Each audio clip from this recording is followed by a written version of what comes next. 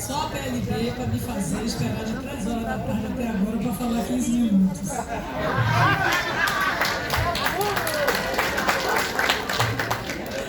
Mas ainda bem que eu estava ali fora despachando, não foi, gente?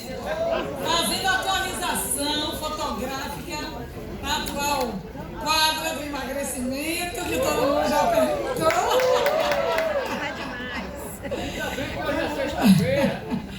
Muito bem, só para relaxar, desconte meu tempo. Bom, primeiro dizer que, mais uma vez, saudar essa mesa, Luciano, Fátima, Olivia Mendes, Arielma, né? Saudar Rui, em nome de Rui, a toda a direção da PNB, todas as delegacias. Quero saudar todas as delegacias em nome da delegacia de Feira, Marlede, né? Dizer, Marlede, que você, amiga, sofreu um pouco de abamaçou com aquele prefeito. E dizer, Valéria, que sua vinda à Bahia, além do sotaque gostoso, não é? Para nós é uma honra, porque você tem sido uma voz ativa, presente, altiva na CNTE, nesse mosaico de forças que estão representadas no movimento sindical, né, da educação brasileira. E é muito importante. Tivemos a voz de Raquel, né? Temos hoje sua voz e Rui sempre presente. Então é um prazer dividir essa mesa com você. Falar rapidinho sobre questões de dados da educação, porque, primeiro, eu acho que uma das questões que o dirigente sindical da educação precisa reforçar e deixar claro é que vocês fazem um misto de sindicalista que defende os direitos, econômicos, e isso é legítimo, mas que são também os principais guardiões e guardiãs da educação brasileira. Então, discutir o elemento primordial do fazer de vocês é fundamental, porque na institucionalidade, quando a gente recebe os ataques da Confederação Nacional dos Municípios, que são ataques virulentos, com iniciativas de tentar desconstitucionalizar decisões, como a do piso de vocês, que já teve que ser reafirmado 3 vezes no Supremo Tribunal Federal. 3 vezes? Eu desconheço uma decisão em forma de lei que tenha sido questionada e o Tribunal Constitucional acatou o questionamento, não obstante tenha derrotado o questionamento. Mas veja o caso da enfermagem. Eu peguei o mesmo roteiro que fiz para os professores na época. No nosso caso, foi uma emenda à lei do Fundeb, ao primeiro Fundeb. 4 deputados federais fizeram a emenda, eu entre eles, Carlos Abicarinho, Fátima Bezerra, governadora do Rio Grande do Norte, hoje, pela 2ª vez, e Severiano Alves, da Bahia, lá do município de Saúde. Fizemos a emenda ao novo Fundeb, aprovamos, Lula imediatamente, Tasso Genro era o ministro da Educação, e nós conseguimos implantar. Isso foi revolução, porque nunca se tinha pensado em um fundo com a distinção do Fundeb. O Fundeb foi um ensaio, sofreu fraudes absurdas, né? Mas ele era muito inconsistente ainda. Era um ensaio, foi ruim não.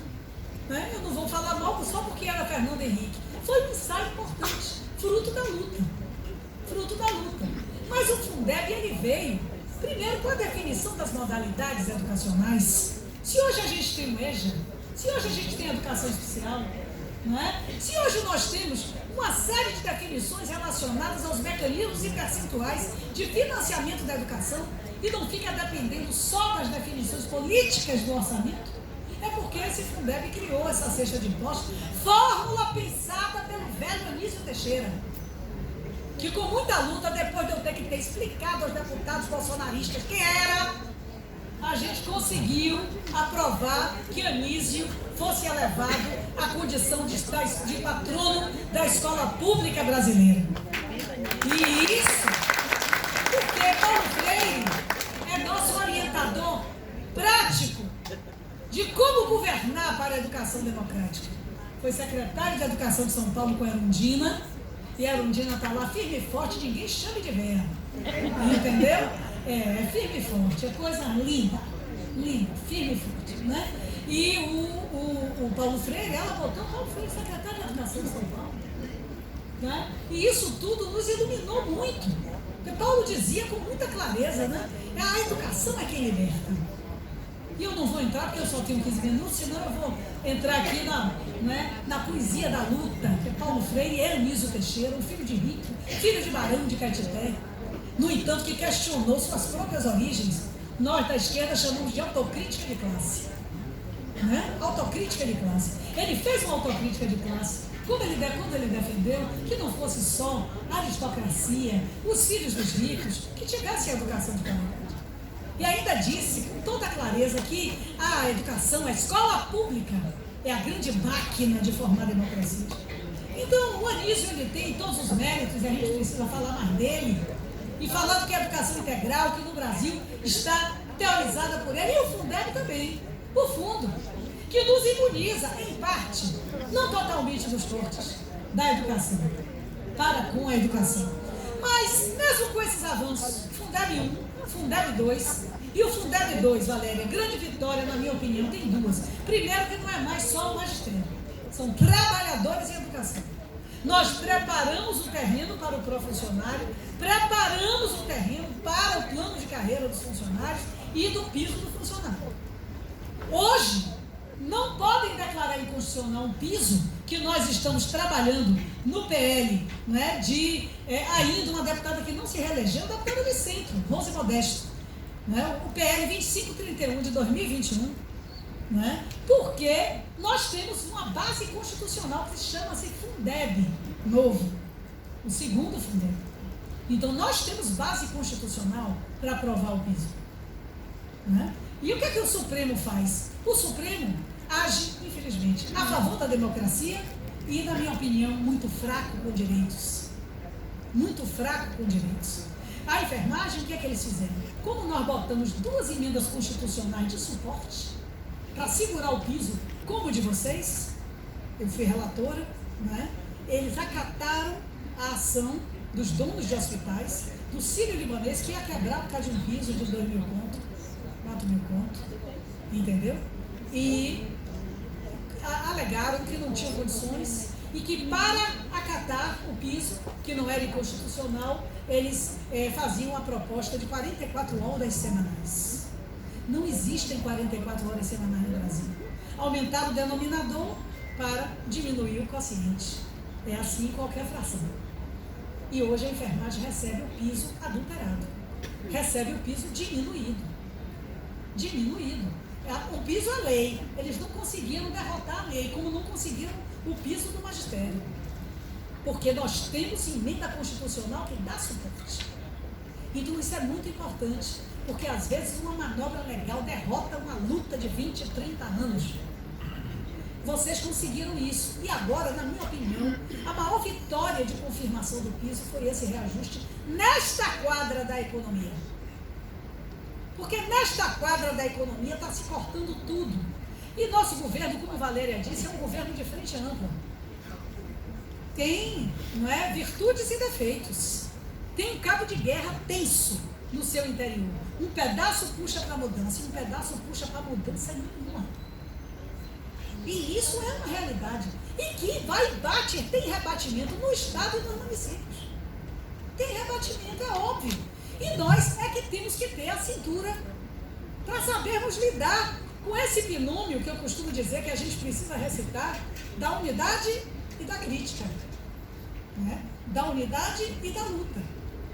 Então, eu apoio o governo Lula, mas eu não vou votar em nada que tenha rebatimento em direitos profundos, como é agora. Quer vetar, né, um reajuste, um benefício para os meninos que nasceram atingidos pela microcefalia da Zika.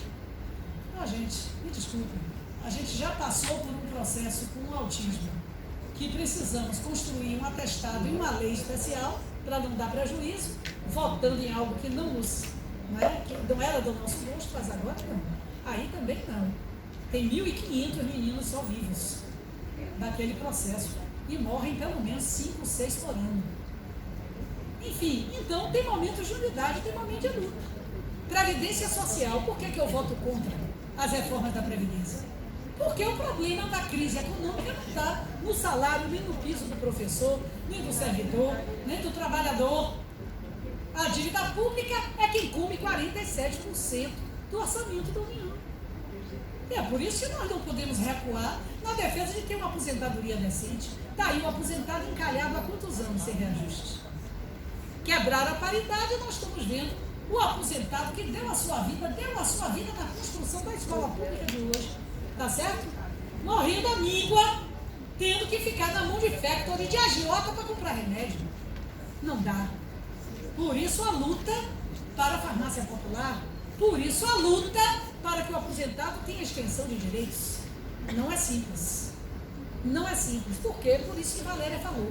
Porque dos 513 deputados federais, os que apoiam este programa que eu estou aqui falando, o programa original que elegeu Lula, não é? Mas que teve que se aliançar para ganhar a eleição, são 130. Nós somos 130 nos bons dias. Porque tem dia que tem os negros que escorrega e branco também. Não é? Escorrega mesmo. E prestem atenção nisso. Não é? Não é não, Lívia? Enfim, então eu digo a vocês que essa questão é uma questão que vincula diretamente a luta da educação à questão política. E muitas vezes o trabalhador em educação, indignado com os políticos, indignado com a falta de firmeza de alguns, diz: não quero nem saber, vou tratar aqui do meu umbigo e não estou nem aí, mas não pode ser assim. Essa é uma questão que nós precisamos sempre, no debate de educação, abordar. Então, o aspecto geral da gente se impor como educador, né? Se impor como professor, como servidor de uma escola integral, ou de uma universidade, ou de um instituto federal, é você aliar a luta corporativa por direitos com a qualidade da educação. Porque se não puxar a questão da qualidade do futuro da criançada, a gente não ganha pai de aluno, não ganha mãe de aluno. Nós precisamos ganhar a sociedade para, na hora de uma greve da PLB, a sociedade está junto e não contra, né? Então essa é uma questão primordial. No Brasil hoje, nós temos 9,3 milhões de brasileiros analfabetos. Quase 10 milhões de pessoas. A grande maioria com mais de 40 anos. Então, são os mais velhos os que ainda, né, carregam consigo a chaga do analfabetismo. 163 milhões de pessoas com idade igual ou superior a 15 anos, né, são 163 milhões. Né? Destas 163 milhões, 151,5 sabem ler e escrever ao menos um bilhete simples. 11,4 milhões não têm essa habilidade mínima. Não tem essa habilidade mínima. Em números proporcionais, o resultado indica uma taxa de alfabetização de 93% em 2022. E, consequentemente, a taxa de analfabetismo foi para 7%. Mas nós sabemos que é possível que a taxa esse ano suba. E vão tentar botar a culpa no governo Lula, que tem 2 anos. Quando, na verdade, nós sabemos que esse é um contencioso histórico de opressão, de debacle da escola pública, de corte de dinheiro, de pauperização do professor. Então, essa questão, essa discussão, nós precisamos ter. E depois eu vou dizer o que é que eu quero dizer com isso. Dado do PNAD, da Pesquisa Nacional por Amostra de Domicílio, que Rui tem sempre na cabeça esses dados, né? Em 2023, né, leva o seguinte, que hoje o Brasil ainda tem 9,3 milhões de analfabetos, né? E 8,3 milhões têm mais de 40 anos. Um levantamento do IBGE aos entrevistados, se eles conseguem escrever o bilhete simples, foi assim: quem responde não é considerado analfabeto. Esse grupo representa 5,4% da população brasileira. Uma taxa que é um pouco menor do que no ano anterior, de 22, quando foi registrado 5,6% de pessoas que não sabiam ler. E o Nordeste ainda é a região proporcionalmente com o maior número de analfabetos, 11,2%, contra 2,8% do Sul, ou 2,9% do Sudeste. Ou seja, a linha é paralela à pobreza. Por isso, projetos como esse, e aí os ricos dizem, vai ficar dando esmola, é Bolsa Família, é Bolsa Esmola? Não, é para comer. Porque o índice nutricional tem relação com a aprendizagem. Foi por isso que esse ano teve comida na escola pública, em boa parte dos estados do Nordeste e em alguma parte de alguns municípios. Porque boa parte das famílias paupérrimas manda a criança para se alimentar na escola. Não é? Então, essa questão me remete a uma situação que esses dias eu fui chamada para uma reunião no MEC para discutir como acessar os projetos. Acessar os projetos, tipo, como é que você acessa o recurso do EJA para os municípios? Como é que, porque é muita fraude, viu, Lívia? Muita fraude. Tem um município aqui em Nazaré das Farinhas que disse que tinha mais aluno do EJA do que aluno da rede. Sério. Então, não é? E agora, o EJA hoje tem um dinheirinho que o professor recebe se ele for ensinar. E por que os sindicatos não se metem em 1 minuto impossível? Vou terminar rapidinho. Por que a gente não se mete como movimento sindical numa campanha de alfabetização? É uma discussão a ter. É uma discussão a ter. Para ganhar a sociedade. Para fazer política. Porque senão, a alfabetização, com todo o respeito que eu tenho a todas as religiões, e eu sou uma comunista que creio, eu vou dizer a vocês, não é possível ele aprender a se alfabetizar escrevendo Bolsonaro, meu amor. Então vamos ensinar a escrever dizendo que quero pão, terra, trabalho e liberdade.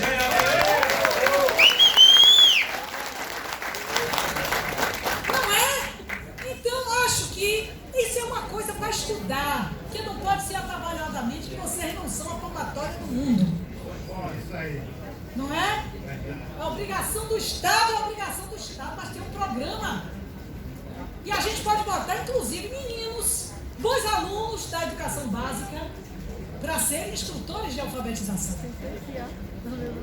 Se o professor ou a professora não pode, não tem tempo, não tem mais energia, trabalhar o dia todo e fazer. Quando preparar quem faça, né? Bom, fica aí. Porque eu acho que esses índices, eles nos pertencem. Nós precisamos dominar esses índices e trabalhar em relação à educação. Então, Valéria aqui falou sobre privatização de escola. Querida Ivanilda, presidenta do Centro de Saúde, guerreira da saúde. Aí o povo, olha, da educação, dos remédios, do pessoal neurologicamente afetado, presidente do Centro de Saúde, para a gente pegar essa luta na unha. Aquela de verde, toda linda. Privatização das escolas, vocês viram, Paraná e São Paulo vieram com a faca nos dentes. Então a gente podia dizer no passado, isso não vai acontecer nunca, não vão ter coragem. Não tem coragem, olha aí.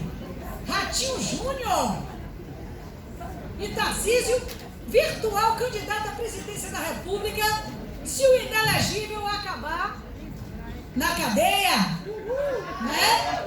Então nós precisamos abrir o olho sobre isso, porque a Minha Saúde já está com terceirização em tudo que é policlínica e hospitais regionais, porque está todo mundo atrás do resultado rápido. Claro que a gente quer, mas não pode ser com o custo da morte das carreiras. E é claro que nós queremos educação com resultado rápido para vencer os 9,3 milhões de analfabetos. Mas nós não podemos aceitar contrato temporário, sem conteúdo de carreira, sem perspectiva, sem compromisso de carreira. E isso tudo está chegando com muita velocidade na escola brasileira.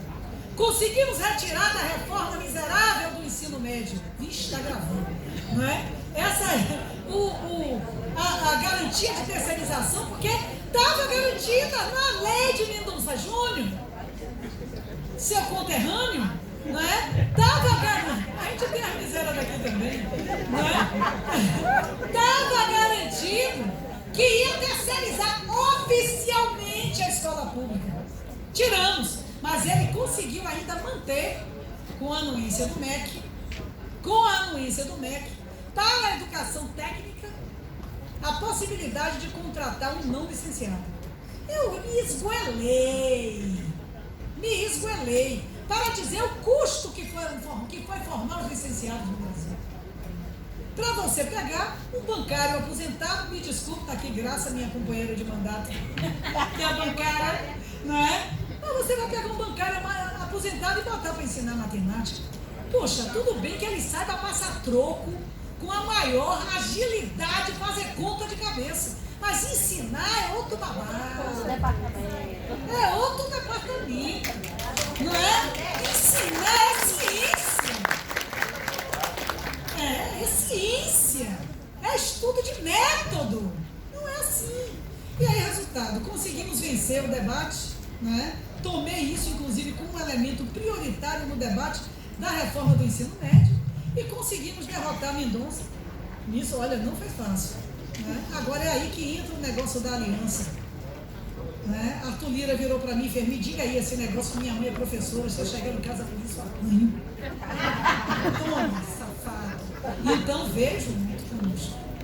Então essas alianças, elas às vezes são fundamentais, porque sozinhos, sem o Centrão votando na gente ia perder. Porque Mendoncinha é do Centrão também. Então, nós tivemos que fazer um jogo.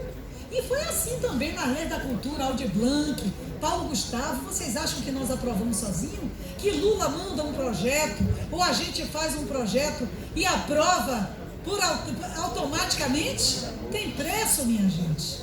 Não é por amor. E nunca foi sorte. Tem preço e não é barato. E não é barato. Então, né, é importante que a gente tenha noção. Por isso mesmo eu quero saudar esse movimento Mais Educação na Política, né? Porque realmente, cadê Sérgio, vereador? Nossa vereadora de Santo Estevão, nossa vereadora de Ilhéus, né? E outros vereadores presentes. Zé Carlos. Cadê Zé Carlos? Nós, portanto, mas foi uma vitória em São Felipe, me leve de novo para lá. Então, nós sabemos o preço, a luta para esse povo se eleger não foi simples. É luta para eleger um educador, um trabalhador, para uma Câmara Municipal, não é? E é fundamental para essas coisas serem ditas. Vamos projeto para Arielma não me matar. Então, projeto 2531, autor Rose Modesto, foi apresentado em 13 de julho de 21. Para correr, foi guerra, porque do biênio retrasado era a União Brasil da presidência da Comissão de Educação. Mesmo assim, conseguimos aprovar o Fundeb, né? E nessa agora foi o Nicolas. Vocês não sabem, Idilvan foi o relator, viu, Rui? Do Ceará. Idilvan foi o relator, porque ele não me deu relatoria nenhuma. Eu estou muito enrugada por causa dele, mas botando para quebrar em cima dele lá. E aprovamos na Comissão de Educação. Está aprovado. Quem são aqui funcionários de escola? Tem? Aê, muito bem, muito bem. Então nós conseguimos aprovar. Ali a gente faz uma parceria muito boa com o nosso grupo Educação, do PT, PCdoB, PSOL, Luciane Cavalcante. É uma menina muito ativa do PSOL de São Paulo, que nos ajuda muito. Então nós estamos lá na guerra, agora para aprovar na Comissão de Serviço Público.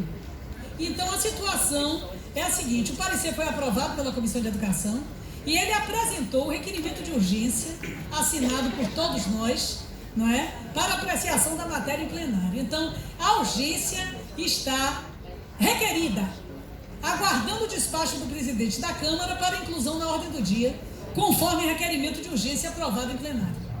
É só botar na ordem do dia. Então a comissão de funcionários que vai todo mês em Brasília e roda tudo, agora o caminho é Hugo Mota.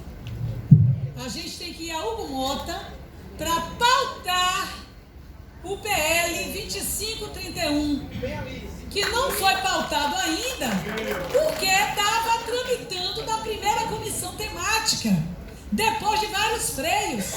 Passamos esses anos com esses freios, mas conseguimos aprovar finalmente. Está no serviço público, mas está com urgência aprovado para votação em plenário.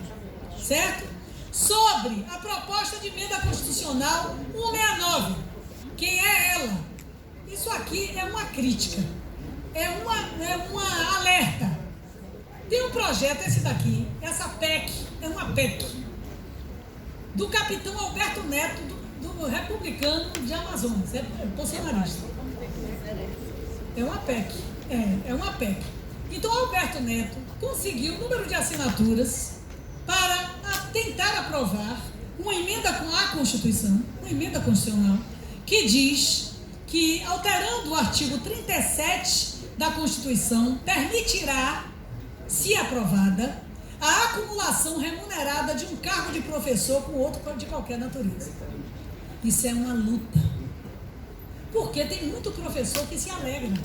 Porque é de um município que paga muito pouco.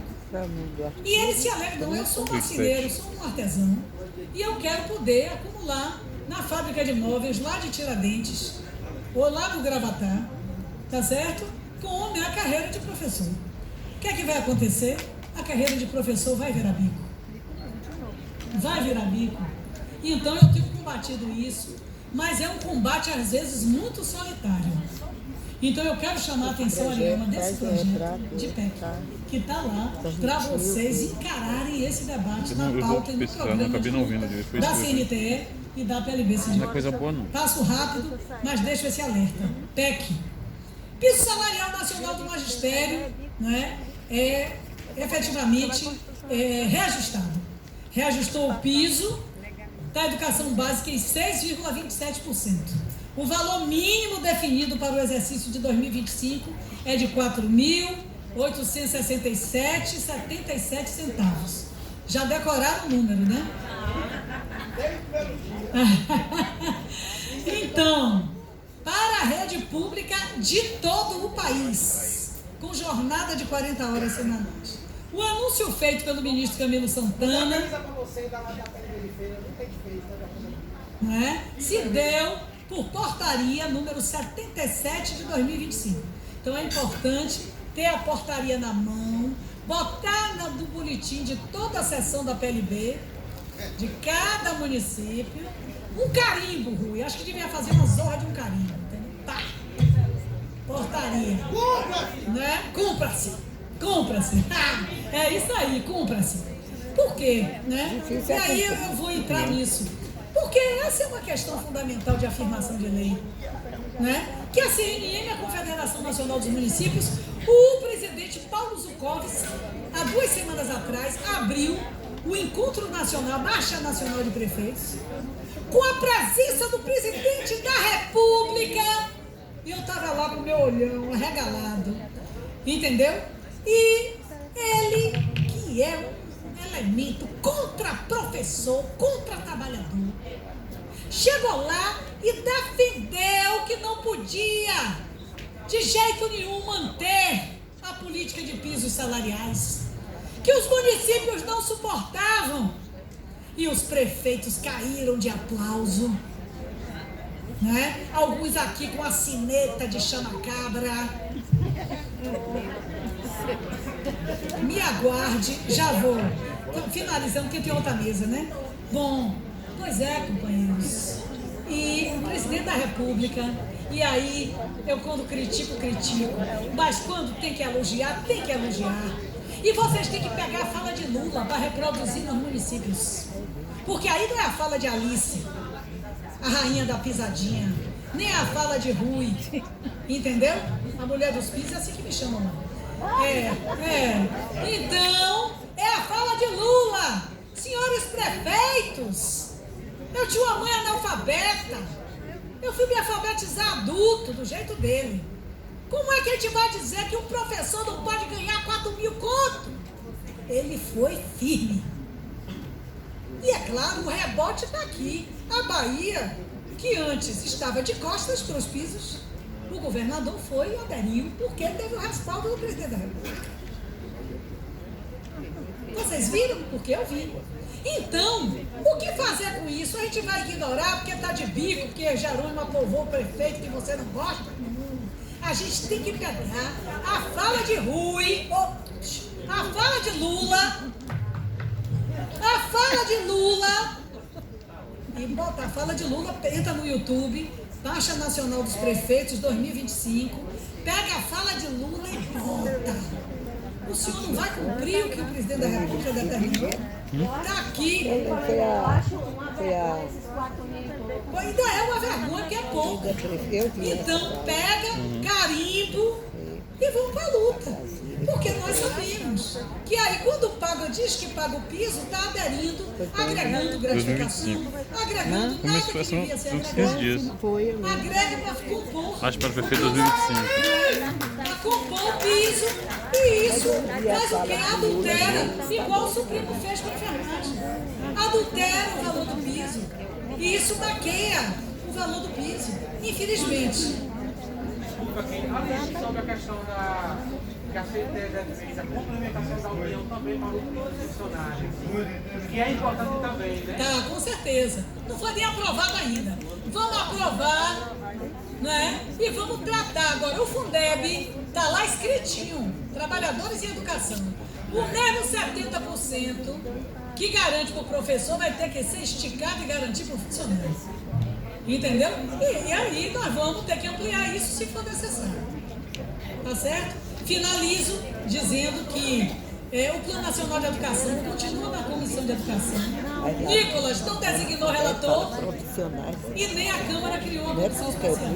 Então, CNDE, nas mãos de Valéria, nós precisamos fazer uma força-tarefa, na minha opinião, pela composição da Comissão de Educação, para que aqui a gente continue sem maioria, porque nós somos minoria, então a gente ganha no argumento, no grito, não é? Então, e ganhando alguns do Centrão para votar com a gente. Então nós precisamos criar essa comissão especial, porque se for na Comissão de Educação, nós vamos perder o conteúdo que foi aprovado na Conferência Nacional de Educação. Então tem que criar uma comissão especial para análise do Plano Nacional de Educação e a gente voltar a mergulhar nas metas e nas estratégias do PNE. Obrigada, desculpe o tempo, e viva a educação pública gratuita de qualidade. Viva a PLB!